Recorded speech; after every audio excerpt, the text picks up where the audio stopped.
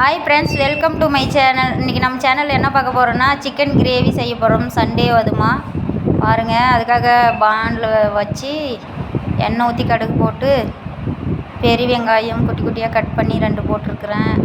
அதை கொஞ்சம் வதக்கிக்கலாம். பச்சை மிளகா கருவேப்பிலை போட்டு வதக்கிக்கலாம்.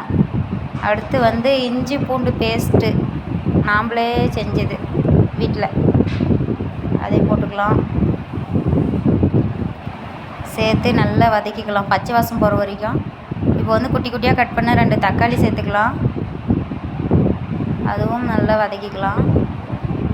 அடுத்து இப்போ சிக்கனை நல்லா தண்ணியில் அரைச்சிட்டு போட்டுக்கலாம்.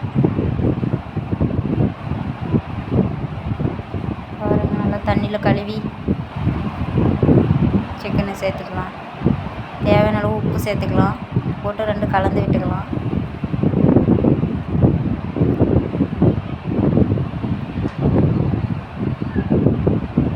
அடுத்து தேவையான மசாலா சேர்த்துக்கலாம். வீட்டில் அரைச்ச மல்லித்தூள், இது 2 ஸ்பூனு.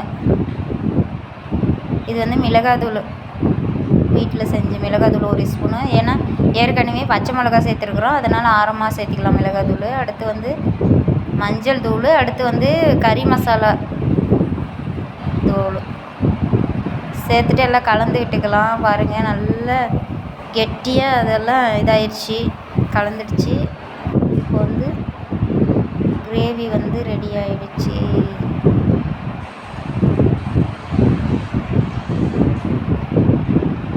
பாருங்கள், கிரேவி ரெடி ஆகிடுச்சி. சாப்பிட்டு பார்த்துடலாம். நல்லா இருக்குது ஃப்ரெண்ட்ஸ்.